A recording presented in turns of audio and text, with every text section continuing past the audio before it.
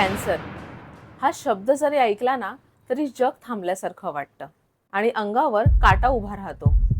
पण विचार करा, हाच कॅन्सर जर एखाद्याच्या जगण्याची ताकद बनला तर. नमस्कार.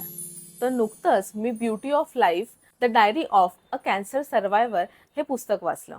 याच्या लेखिका आहेत आशा नेगी आणि ह्याचे प्रकाशक आहेत न्यू एरा पब्लिशिंग हाऊस. हे पुस्तक म्हणजे एका आईची, एका महिला उद्योजकेची आणि एका खऱ्या फायटरची गोष्ट आहे. घरी 2 मुलींची जबाबदारी आणि स्वतःचा व्यवसाय आणि त्याचबरोबर आलेलं एक अचानक संकट म्हणजेच कॅन्सरचं ऑपरेशन आणि नंतर किमोथेरपी.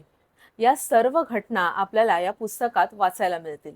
थोडक्यात काय तर सकारात्मकतेच्या जोरावर आशा नेगी यांनी कॅन्सरलाही हरवलं. या पुस्तकातून एक मात्र आपल्याला स्पष्ट कळतं, माणसाची इच्छाशक्ती हेच त्याच्या जगण्याचं मुख्य कारण आहे. तुम्हालाही जगण्यासाठी एक नवी उमेद हवी असेल तर हे पुस्तक तुम्ही नक्कीच वाचलं पाहिजे. या पुस्तकातल्या मी 2 ओळी वाचून दाखवते. जीवन अनिश्चित आहे, आशा निराशेने भरलेले आहे, जगण्याची आसक्ती आहे, म्हणूनच आयुष्य खूप सुंदर आहे. तुमच्या वेदनेत, संघर्षात, आनंदात जीवनाचे सौंदर्य दडले आहे. ब्युटी ऑफ लाईफ म्हणतात ते हेच.